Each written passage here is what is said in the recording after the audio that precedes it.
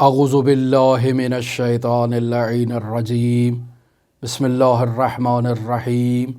अल्हम्दुलिल्लाहि रब्बिल आलमीन। अस्सलातु वस्सलामु अला अशरफिल अंबिया'i वल मुरसलीन व अला आलिहि तय्यबीन ताहिरीन अल मअसूमीन अल्लज़ीना अज़हबल्लाहु अन्हुमुर रिज्सा व तहहरहुम तत्हीरा।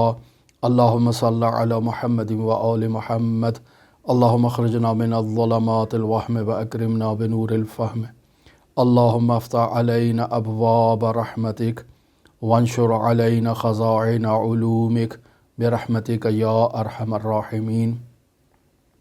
अज़ीज़ान मोहतरम, मारिफ़त नफ्स यानी ख़ुद शनासी के बारे में हमारी आपके साथ गुफ्तगू जारी है और इस मौजू पर आज हम आपकी खिदमत में ये बात बयान करना चाहते हैं कि जो दर हकीकत उन 9 मुक़द्दमात में से दूसरा मुक़द्दमा है। मारिफ़त नफ्स के लिए अर्ज़ हुआ कि मारिफ़त नफ्स की बहस बयान करना क्यों ज़रूरी है, या कौन सी बहस मारिफ़त नफ्स से ताल्लुक़ रखती है और कौन सी बहस का ताल्लुक़ मारिफ़त नफ्स से नहीं है। इन 2 सवालात का जवाब देने के लिए हमने अर्ज़ किया था कि 9 मुक़द्दमे हम आपकी खिदमत में पेश करेंगे। आज इस सिलसिले का दूसरा मुक़द्दमा है और इस दूसरे मुक़द्दमे में हम इस मतलब की तरफ इशारा करना चाहते हैं कि इंसान का अपने बातिन से राबिता बरकरार करना क्यों ज़रूरी है। बुनियादी तौर पर अज़ीज़ान मोहतरम, अगर आप इस चीज़ की तरफ तवज्जो करें तो इंसान आगाज़ ज़िंदगी से लेकर अब तक जो उसने ज़िंदगी गुजारी है, तमाम इंसान बुनियादी तौर पर इस मुश्किलात का शिकार हैं कि वो ख़ुद से राबिता कायम नहीं कर पाते हैं, ख़ुद से दुरुस्त राबिता कायम नहीं कर पाते हैं। ऐन इसी तरह जिस तरह वो आलम ख़ारिज में दूसरे अफराद से दुरुस्त राबिता बरकरार नहीं कर पाते।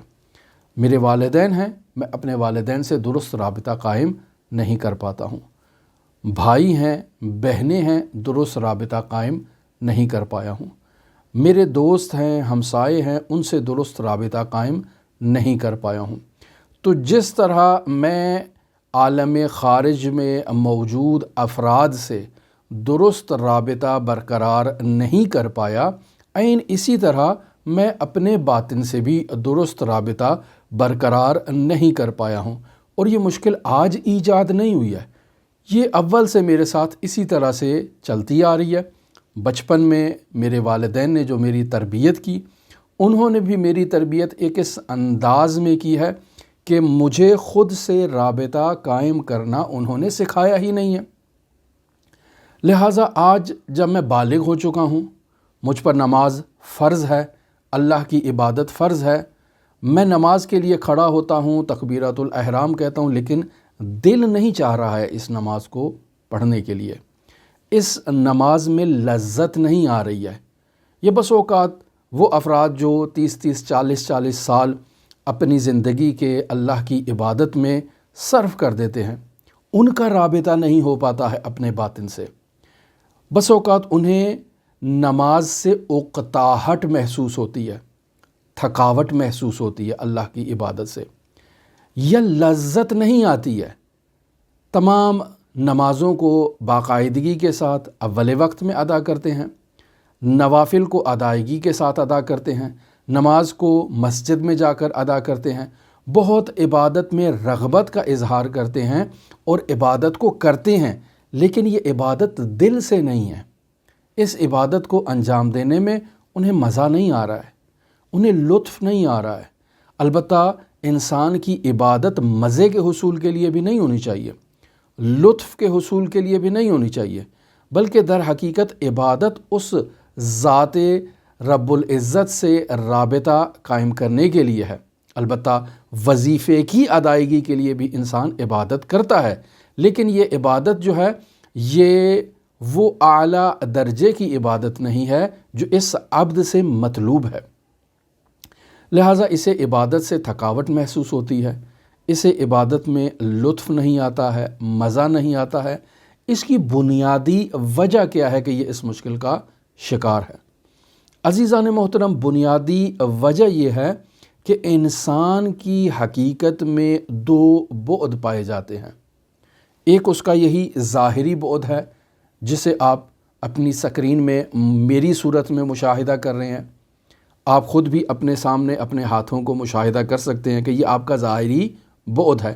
یہ جسم ہے، یہ ہاتھ ہے، یہ چہرہ ہے، یہ بال ہیں، یہ ساری جسامت ہے، یہ قد و کاٹ ہے۔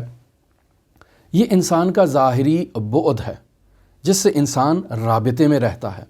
اور ایک انسان کا باطنی بعد ہے جو انسان کو دکھائی نہیں دیتا ہے۔ انسان کا روحانی بعد ہے، انسان کا نفس ہے، نفس ناطقہ، جس سے انسان کا رابطہ نہیں ہوتا ہے۔ بس انسان اپنی زندگی کے آغاز سے اب تک اپنے جس بعد سے رابطے میں رہا ہے وہ اس کا یہی ظاہری رابطہ ہے، اور اپنے اسی ظاہری بعد کی تزئین و آرائش کے لیے اس نے اپنی تمام زندگی صرف کر دی ہے۔ ہمیشہ اپنی خوبصورتی کا خیال رکھتا ہے، اپنے لباس کا خیال رکھتا ہے، اپنی خوراک کا خیال رکھتا ہے، اپنی رہن سہن کی جگہوں کا خیال رکھتا ہے، اور تمام تر اس کا ہم و غم اپنا لباس ہوتا ہے اور اپنا پیٹ ہوتا ہے۔ جیسے ہماری سیاسی جماعتیں نعرہ لگا دیتی ہیں کہ روٹی، کپڑا اور مکان یہ انسان کی بنیادی ضروریات ہیں، لہٰذا وہ اپنے سیاسی مقاصد کے حصول کے لیے لوگوں کو ان کی بنیادی ضرورت کا لالچ دے کر اپنا فائدہ حاصل کرنے کی کوشش کرتی ہیں۔ تو در حقیقت انہیں بھی معلوم ہے کہ ہماری مملکت میں جتنے بھی افراد ہیں ان کا تمام ہم و غم ان کا ظاہری بعد ہے۔ انہیں اگر روٹی مل جائے دو وقت کی تو یہ آپ کے مسائل میں مداخلت نہیں کریں گے۔ انہیں اگر اچھا لباس مل جائے پہننے کو تو یہ آپ کے مسائل میں مداخلت نہیں کریں گے۔ اگر انہیں اچھی تعلیم مل جائے تو یہ آپ کے مسائل میں مداخلت نہیں کریں گے۔ اگر انہیں نوکری مل جائے تو آپ کے مسائل میں مداخلت نہیں کریں گے۔ اگر انہیں جو ہے وہ رہائش کے لیے گھر مل جائے، بجلی، گیس، پانی کی سہولیات مل جائے تو حکومت جو کرتی رہے انہیں اس میں کوئی سروکار نہیں ہے۔ لہٰذا یقینی بات ہے کہ حکومتیں بھی اپنی جان ایسے افراد سے چھڑانے کے لیے انہیں ایسے ہی لالچوں کا لالچ دیتی ہیں کہ جو ان کے ظاہری بعد سے تعلق رکھتا ہے۔ لہٰذا روٹی، کپڑا اور مکان کا نعرہ بہت اچھا ہے۔ تو چونکہ انسان اپنی زندگی میں اپنے اس ظاہری بعد سے رابطے میں رہتا ہے اور اس کا تمام ہم و غم بچپن سے لے کر جوانی سے جو ہے وہ ادھیڑ عمر، اور ادھیڑ عمر سے بڑھاپے تک، اور بڑھاپے سے موت تک تمام کا تمام سفر جو انسان نے طے کیا ہے وہ اپنے اس ظاہری بدن سے رابطے میں اس نے گزارا ہے۔ اس کا باطنی پہلو جو اس ظاہری بدن کی تدبیر کر رہا ہے، جو اس کا باطنی پہلو ہے، جو اس کا روحانی پہلو ہے، جو اس کا نفس ناطقہ ہے، اس کی طرف اس کی توجہ نہیں ہے۔ یہ ظاہری جو پہلو انسان کا ہے، اس ظاہری پہلو کو ناپائیدار پہلو کہتے ہیں، اور وہ انسان کا باطنی پہلو جو ہے اس میں پائیداری پائی جاتی ہے۔ لہٰذا ہم لوگ اپنی تمام زندگی کو اپنے اس ظاہری پہلو کے لیے صرف کر دیتے ہیں اور اپنے اس باطنی پہلو کو نظر انداز کر دیتے ہیں جو پائیدار ہے۔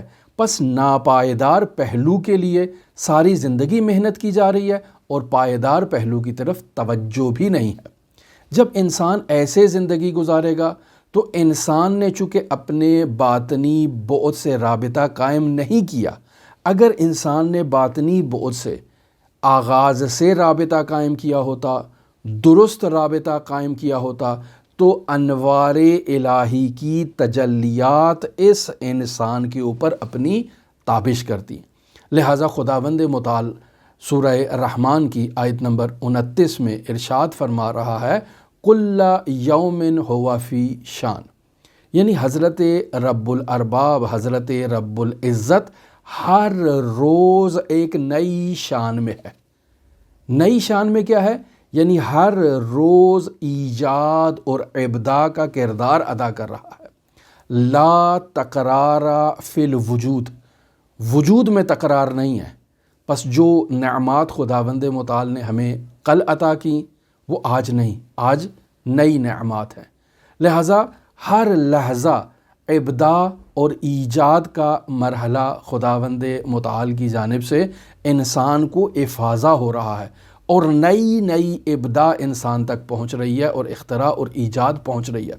لہٰذا اگر اطباء سے اس بارے میں تحقیق کروائی جائے تو وہ انسان کے بدن کو اگر کسی ذرہ کے نیچے رکھیں تو وہ مشاہدہ کریں گے کہ ہر روز انسان کے بدن میں لحظہ بلحظہ تبدیلیاں رونما ہو رہی ہیں، لیکن ان تبدیلیوں کو انسان جو ہے وہ مخصوص آلات کے ذریعے سے مشاہدہ کر سکتا ہے۔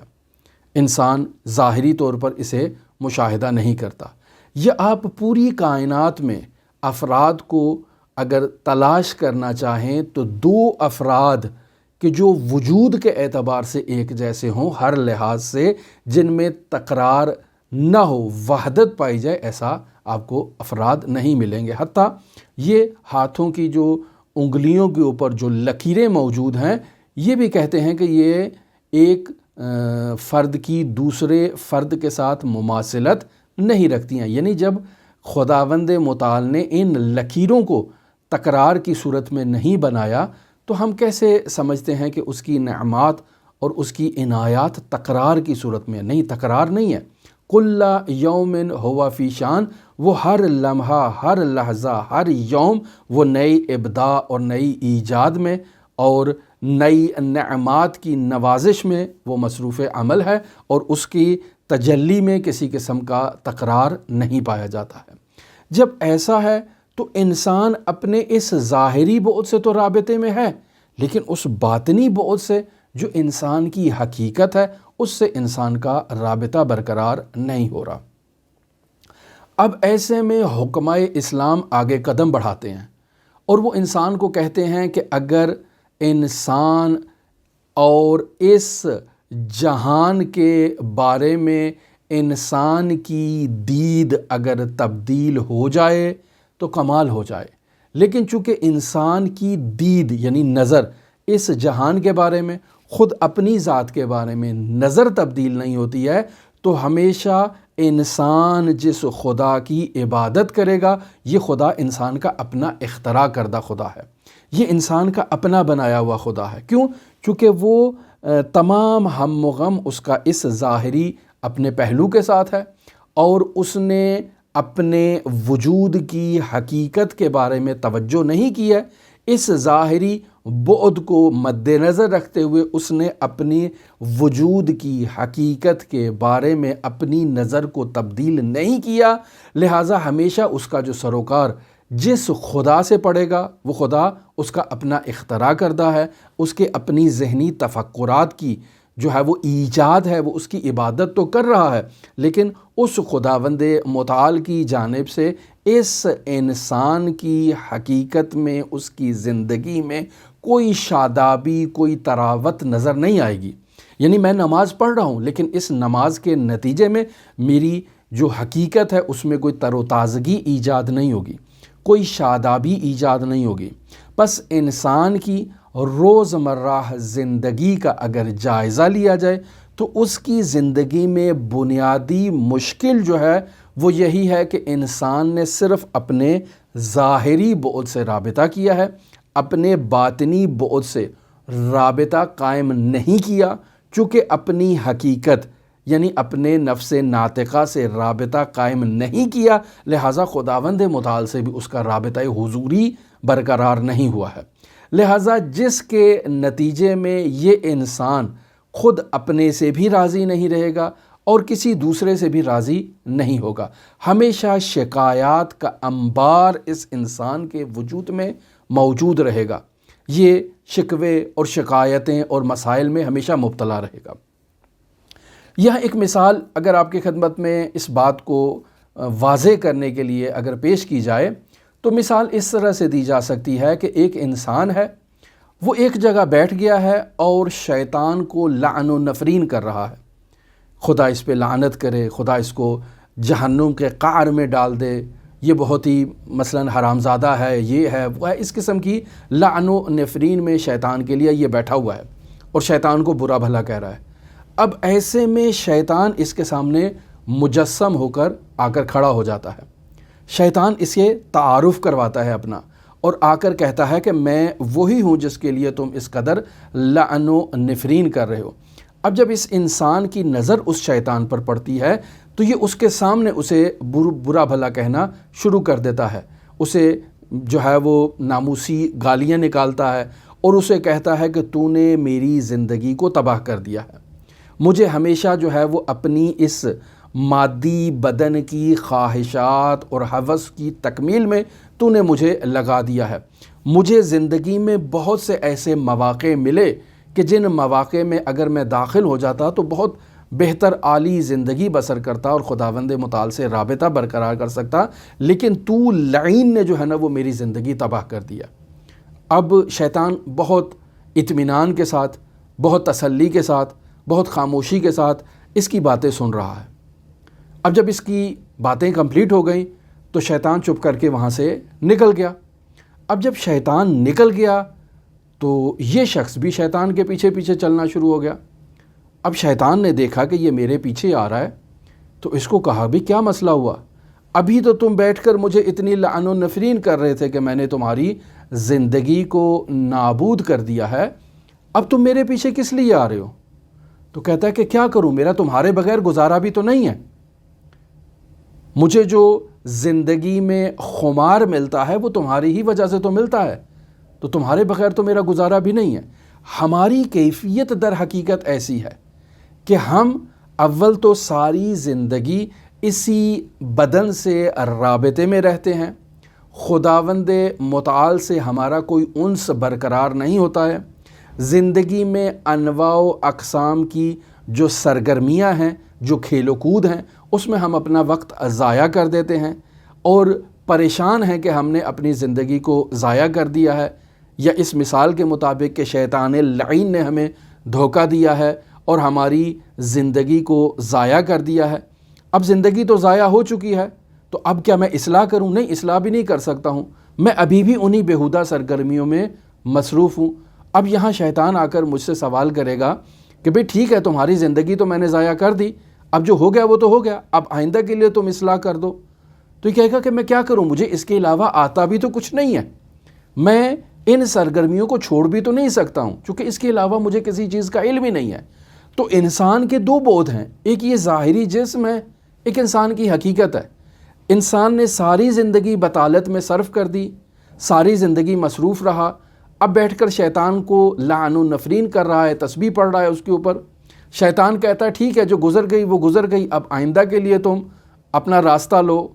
تو کہتا ہے کہ میں اور کیا راستہ لوں، مجھے اس جسم کے علاوہ کسی اور کی تو معرفت بھی نہیں ہے، میری تمام کی تمام زندگی تو یہی میرا جسم ہے، میں آج تک اسی جسم کی نمود و نمائش کے لیے، تزئین و آرائش کے لیے، خوبصورتی کے لیے، اس کی پرورش کے لیے میں نے سارا وقت تو اسی پہ گزار دیا ہے۔ ٹھیک ہے یہ وقت بطالت میں گزرا ہے، ٹھیک ہے یہ وقت بےہودگی میں گزرا ہے، لیکن گزرا تو اسی کے اندر ہے نا۔ اب تم مجھے کہو کہ ان کاموں کو چھوڑ دوں تو پھر کیا کروں، مجھے اس کے علاوہ تو اور کچھ آتا ہی نہیں ہے۔ کیوں نہیں آتا ہے؟ چونکہ انسان کا اپنے باطنی بعد سے، جو اس کا نفس ناطقہ ہے، اس سے رابطہ ہی نہیں ہے، آشنائی ہی نہیں ہے، تعلق ہی نہیں ہے۔ لہذا جب نماز کے لیے کھڑا ہوگا، تکبیرۃ الاحرام کہے گا، تب بھی اس کا خداوند متعال سے حضوری رابطہ قائم نہیں ہو رہا ہے۔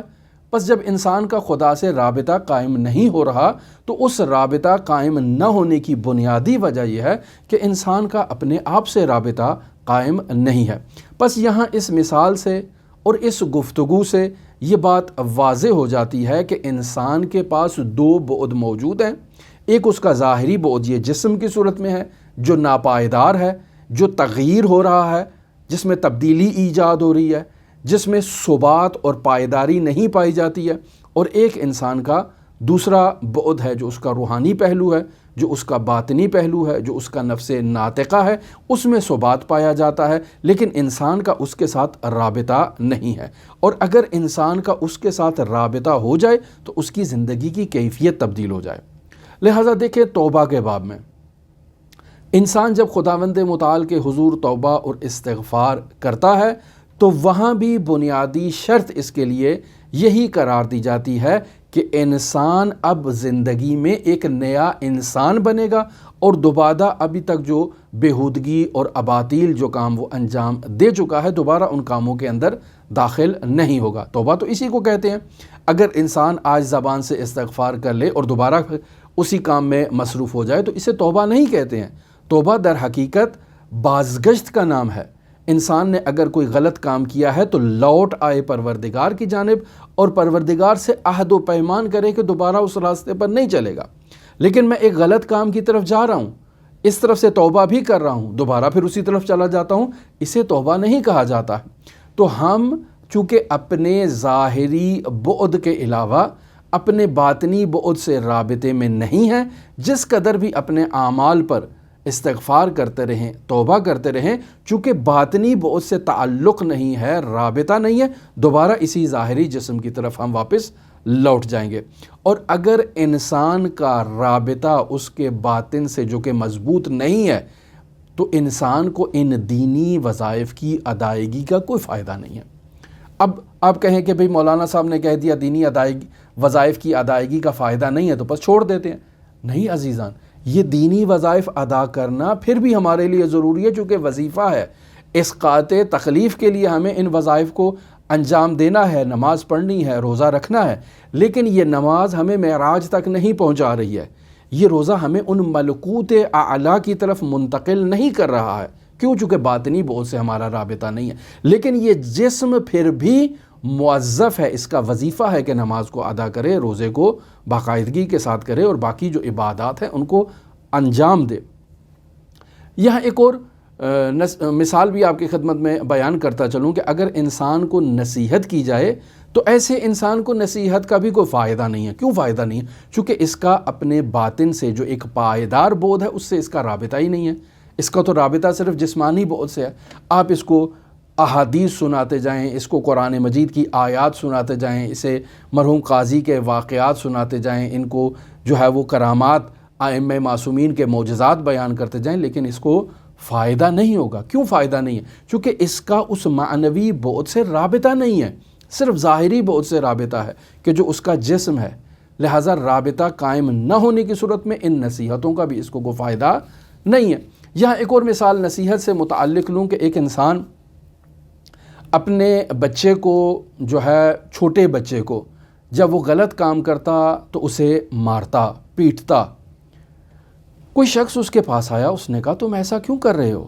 یہ تو بچہ ہے، ناسمجھ ہے، اسے معلوم نہیں ہے کہ اس نے جو کام انجام دیا ہے یہ کام درست ہے یا نہ درست ہے، اسے اس بات کا کیا علم ہے؟ تمہاری یہ ذمہ داری ہے کہ تم اسے پیار سے سمجھاؤ کہ بیٹا یہ کام نادرست ہے، اس کام کو اپنی زندگی میں تم نے انجام نہیں دینا ہے۔ آج سمجھاؤ، کل سمجھاؤ، پرسوں سمجھاؤ، بار بار سمجھاؤ، جب تک کہ وہ بلوغ عقلی تک نہیں پہنچتا، رشید نہیں ہو جاتا، سوجھ سمجھ نہیں رکھتا۔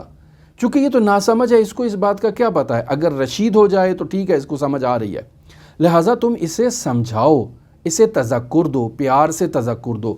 مارو گے، پیٹو گے تو اس کا اس بچے کی جو تربیت ہے اس پہ ایک منفی اثر پڑے گا اور یہ بہتر ہونے کی بجائے بدتر ہو جائے گا۔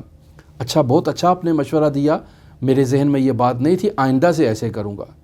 لہٰذا دوبارہ بچے نے غلط کام کیا تو اب والد آغاز میں اسے نصیحت کر رہا ہے، بیٹا یہ کام غلط ہے، ایسا نہیں کرنا چاہیے، یہ کام گناہ ہے، برا ہے، اس کام سے انسان کی زندگی تباہ ہو جاتی ہے۔ یہ چھوٹے بچے کو سمجھا رہا ہے، اور یہ کچھ جملے نصیحت کہنے کے بعد اب اس بچے کو گالیاں دینا شروع کر دیں، ماں بہن کی گالیاں، لعن و نفرین کرنا اس کو شروع کر دی، اور پھر گالیاں دینے کے بعد اب جوتا اٹھایا یا کوئی لکڑی اٹھائی یا اپنی بیلٹ اٹھائی اور بچے کو مارنا بھی شروع کر دیا۔ تو اب اس انسان نے پہلے نصیحت کا سہارا لیا، پھر گالم گلوچ کا سہارا لیا اور پھر پٹائی کا سہارا لیا۔ تو اب یہاں سوال کوئی شخص کرے کہ بھئی آپ نے تو اس کو نصیحت کرنی تھی، نصیحت کر دی، بات ختم، اب یہ گالیاں دینا یہ کیا کردار رکھتا ہے تربیت اولاد میں، یا یہ مارنا یہ کیا کردار رکھتا ہے تربیت اولاد میں؟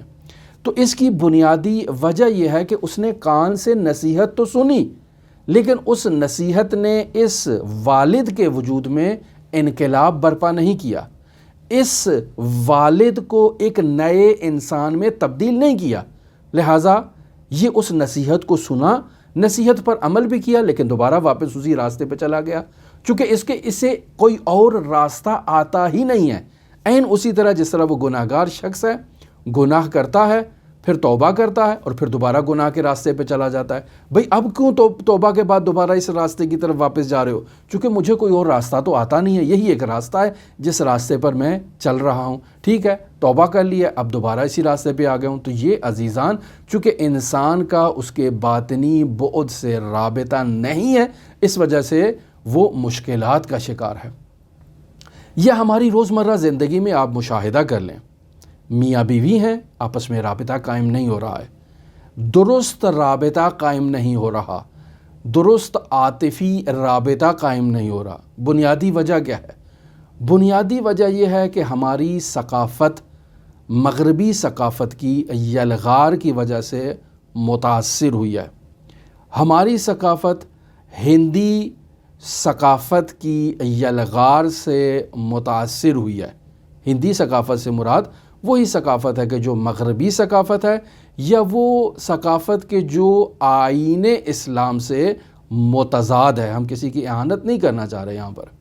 لہٰذا آپ دیکھیں کہ ہمارے معاشرے میں لوگ فلمیں دیکھتے ہیں، ڈرامے دیکھتے ہیں اور مختلف قسم کے اداکاروں سے متاثر ہوتے ہیں، اور پھر اس فلم کی سٹوری کو یا ڈرامے کی سٹوری کو اپنی زندگی میں جو ہے وہ متوقع رکھتے ہیں، اس کو ان کی توقع ہوتی ہے کہ ویسے ہی ان کی زندگی میں بھی وہ آئے، یعنی اپنی زندگی میں ان کرداروں کو ڈھالنے کی کوشش کرتے ہیں۔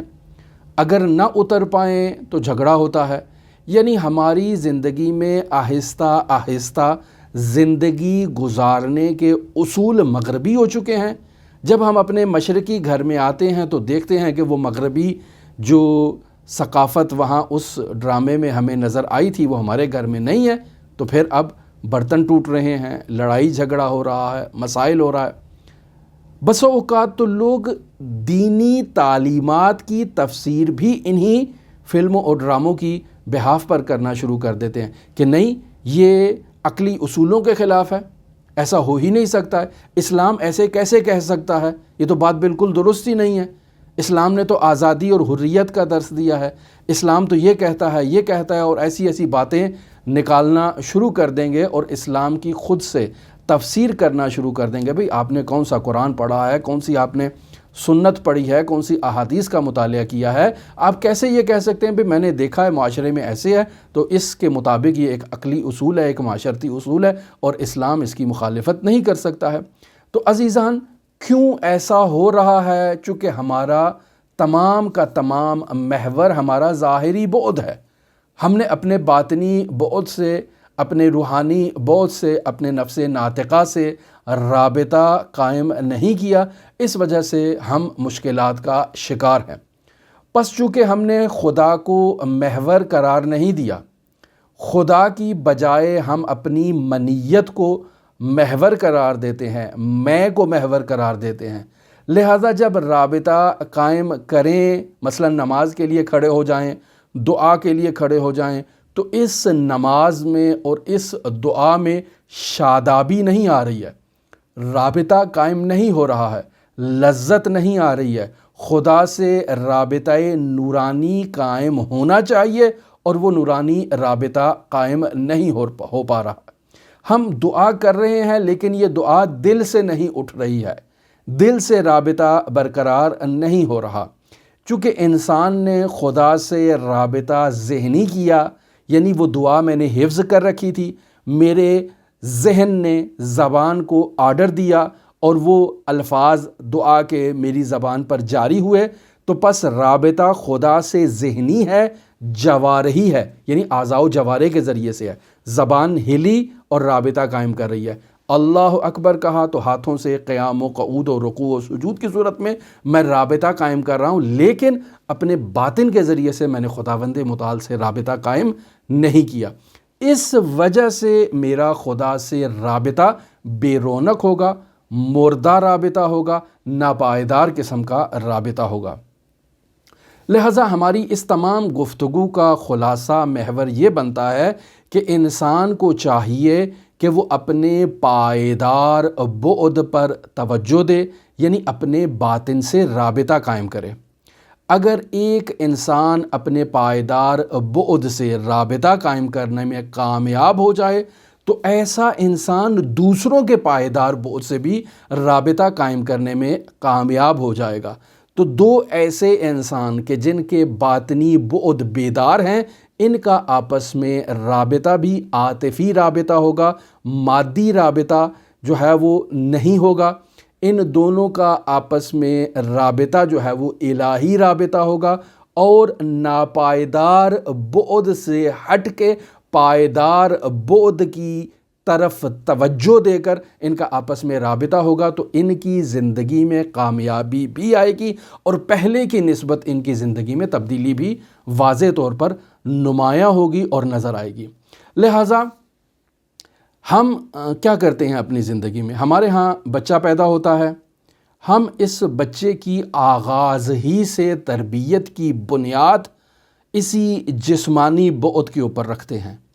کیا کرتے ہیں؟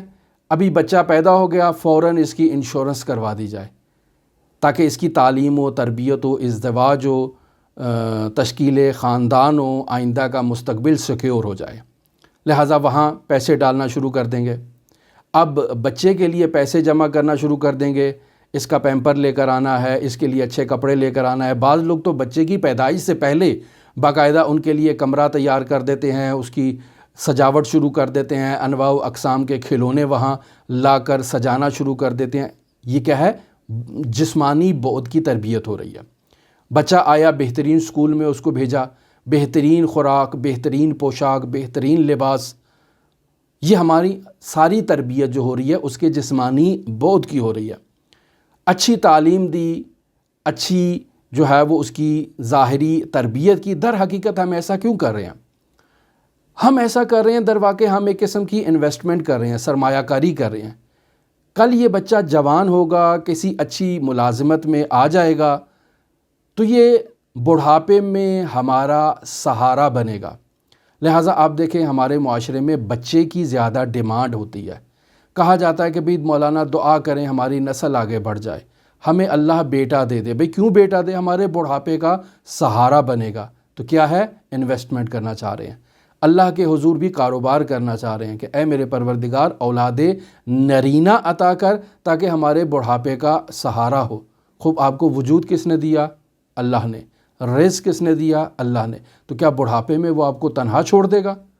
جو آپ ابھی اولاد کا تقاضا کر رہے ہیں اور اللہ سے اولاد مانگ رہے ہیں، لیکن چونکہ ہم اسی ظاہری بعد پر اکتفا کیے ہوئے ہیں، باطنی پہلو اور باطنی بعد اور روحانی جو انسان کا حصہ ہے اس سے ہمارا رابطہ قائم نہیں ہوا ہے، لہٰذا ہم نے بچوں کی تربیت اس انداز میں کی۔ اب متقابلاً جو بچے ہیں ہمارے گھروں میں وہ بھی اپنے والدین کو ATM مشین سمجھتے ہیں، چونکہ ان کی تربیت ایسی ہو رہی ہے۔ وہ بھی والدین کو کہیں گے کہ مجھے فلاں کھانا چاہیے، فلاں لباس چاہیے، فلاں برانڈ کا جوتا چاہیے، فلاں یونیورسٹی میں یا فلاں کالج میں نے جانا ہے، آج میں نے اپنے دوستوں کو پارٹی دینی ہے۔ لو مختلف انواع و اقسام کی باتوں سے والدین سے پیسے لیں گے، اور اگر والدین انہیں پیسہ نہیں دیں گے تو گھر میں جھگڑا ہوگا، والدین سے ناراض ہو جائیں گے، گھر سے روٹھ کے باہر چلے جائیں گے۔ یہ وہ چیزیں ہیں جنہیں ہم اپنی زندگی میں مشاہدہ کرتے ہیں۔ بنیادی وجہ کیا ہے؟ بنیادی وجہ یہی ہے کہ خود والدین نے بھی انسان کی حقیقت اسی ظاہری بعد اور ظاہری جسم و جسمانیت کو سمجھ رکھا تھا، اور اولاد بھی اسی طرح سے تربیت آئی ہے، اور اس اولاد کا بھی رابطہ اسی ظاہری بعد سے ہے، روحانی بعد سے نہیں ہے۔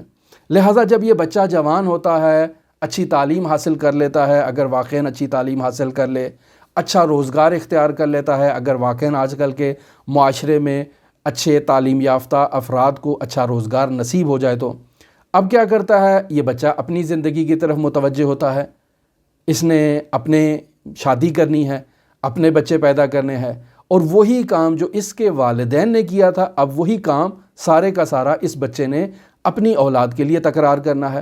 لہٰذا والدین کے ساتھ تو یہ ممکن نہیں ہے، والدین کو چھوڑ دیتا ہے، اپنا مستقل گھر لے لیتا ہے، پھر والدین آتے ہیں اور آ کر شکوہ کرتے ہیں کہ ہماری اولاد نے ہمارے ساتھ زیادتی کر دی، ہمیں چھوڑ دیا، بڑھاپے کا سہارا نہیں بنا، ہمیں دیتا نہیں ہے، جو کچھ بھی آتا ہے وہ بیوی کو لا کے دے دیتا ہے، ہماری بات نہیں سنتا ہے، جو کچھ بھی کرتا ہے خدمت وہ اپنی بیوی کی کرتا ہے یا اپنی ساس کی کرتا ہے۔ یہ وہ چیزیں ہیں جسے آپ اپنے معاشرے میں مشاہدہ کرتے ہیں۔ بنیادی وجہ کیا ہے؟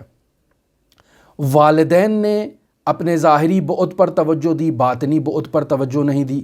والدین نے اولاد کو بھی جسمانی اور ظاہری بعد پر توجہ دی اور ان کی روحانی تربیت میں غفلت کی۔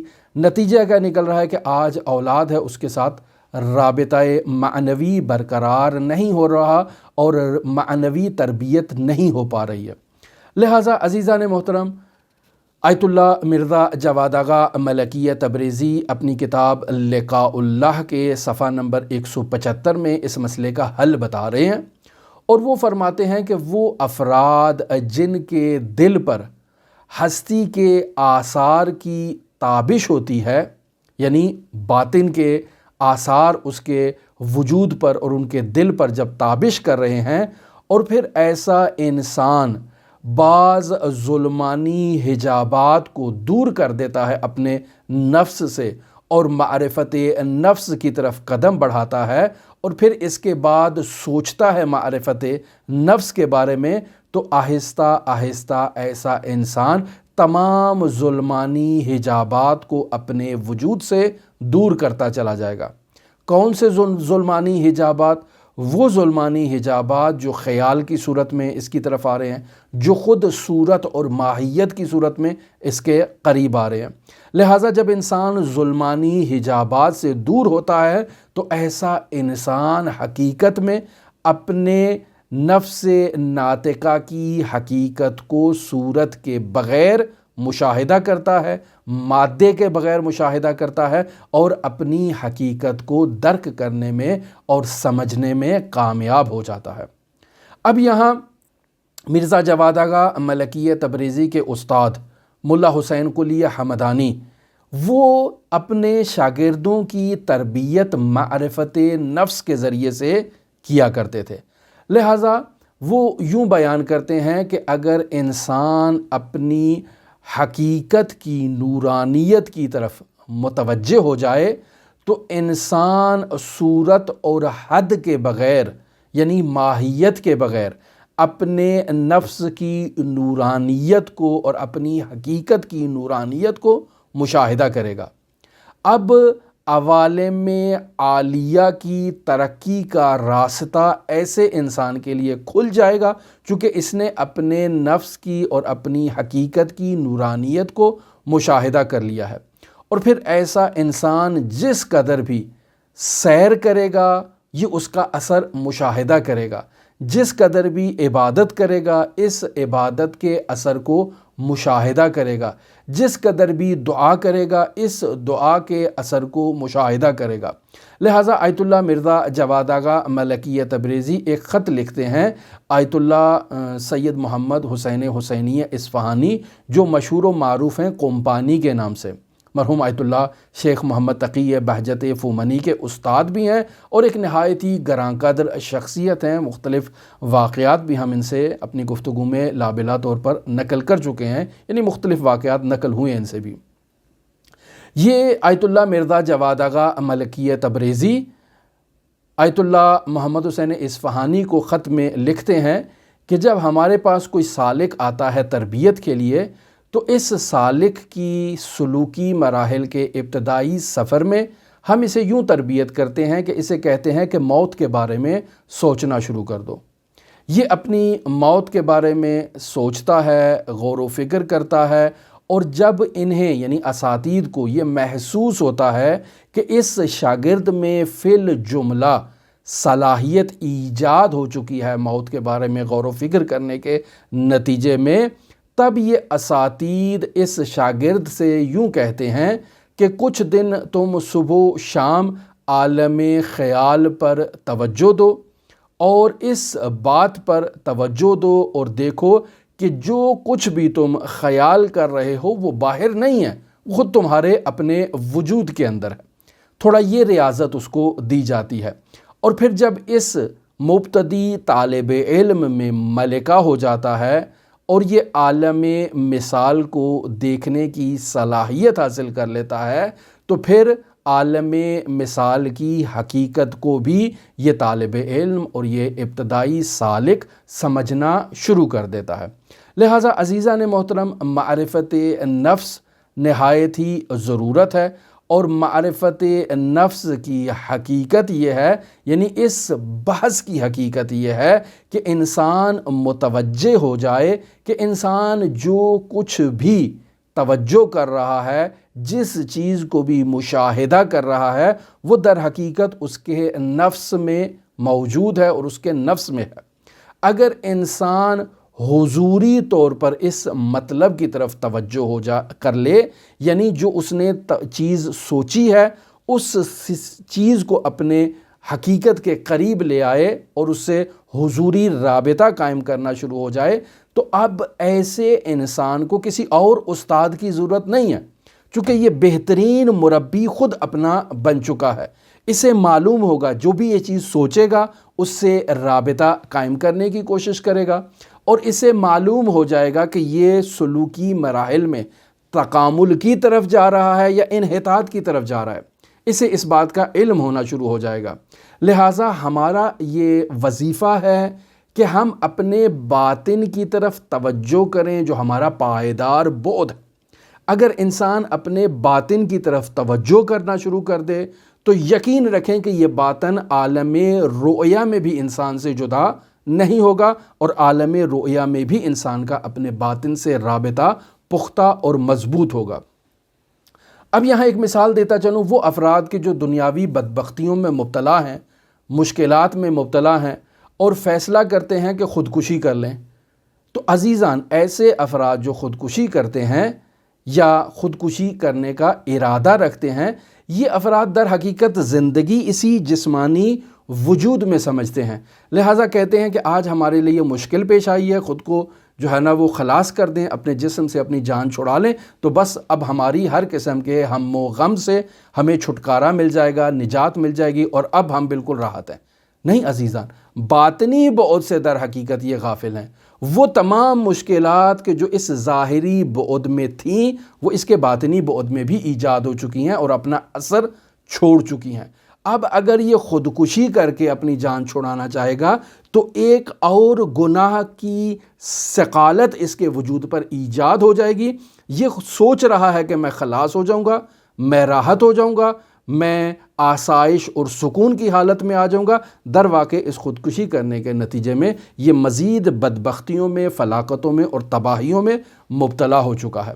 بس عزیزان، آج کی ہماری گفتگو کا محور اور خلاصہ یہ بنتا ہے کہ انسان کو معرفت نفس پر توجہ دینا چاہیے، اور معرفت نفس کی بحث کا خلاصہ یہ بنتا ہے کہ انسان کے دو بعد ہیں، ایک اس کا جسمانی پہلو ہے، ایک اس کا روحانی، معنوی اور باطنی پہلو جسے نفس ناطقہ کہیں وہ ہے۔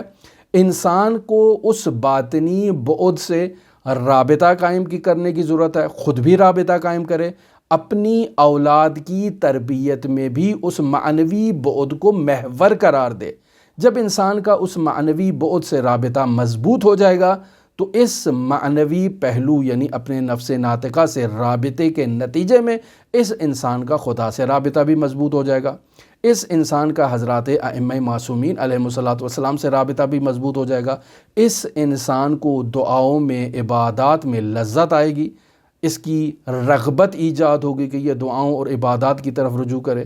لہٰذا گفتگو کا خلاصہ یہ ہے کہ ہمیں اپنے باطنی بعد یعنی نفس ناطقہ کی طرف متوجہ ہونا ہے، من عرف نفسہ فقد عرف ربہ کی طرف متوجہ ہونا ہے۔ اگر رب کی معرفت چاہتے ہیں، رب سے لقاء چاہتے ہیں، رب سے انس لگانا چاہتے ہیں، تو نفس سے رابطہ برقرار کرنا یہ بنیادی مقام ہے، بنیادی چیز ہے جس کی طرف توجہ کرنی چاہیے، جس سے آج تک ہم غافل ہیں۔ ہماری دعا ہے کہ خداوند متعال ہماری اصلاح فرمائے، ہمیں یہ توفیق دے کہ ہم اپنے باطنی بعد سے رابطہ قائم کر سکیں اور اس کی تربیت کر کے ہم خداوند متعال سے ملکوتی رابطہ قائم کرنے میں کامیاب ہو جائیں۔ آپ تمام عزیزان کے لیے امام علی ابن موسیٰ رضا علیہ الاف و تحیت و ثنا کی نورانی بارگاہ میں نائب و زیارہ بھی ہیں اور دعا گو بھی ہیں۔ اللہم صلی علی محمد و آل محمد وعجل فرج قائم آل محمد۔